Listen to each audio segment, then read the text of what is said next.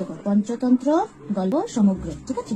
দেখো বলছে, দেখো বিষ্ণু শর্মা লিখলেন পঞ্চতন্ত্র।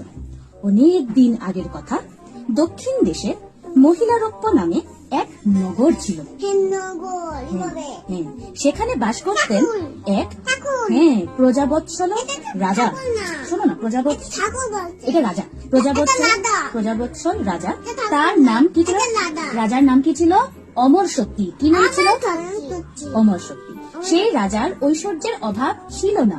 জ্ঞান, বুদ্ধি,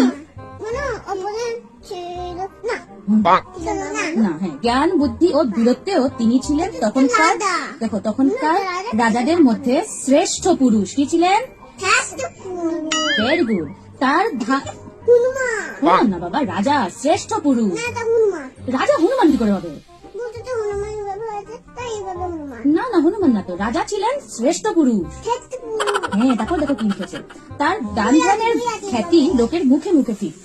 কখনো কখনো প্রার্থী রাজার কখনো কোনো প্রার্থী রাজার কাছ থেকে বিমুখ হয়ে ফিরত না। এমন রাজার রাজত্বে প্রজারা যে সুখে স্বাচ্ছন্দ্যে থাকবে তাতে কি আর সন্দেহ আছে? কিন্তু রাজা অমর শক্তির মনে ছিল না শান্তি।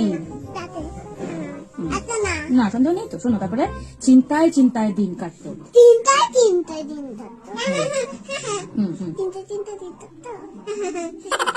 আর শোনো,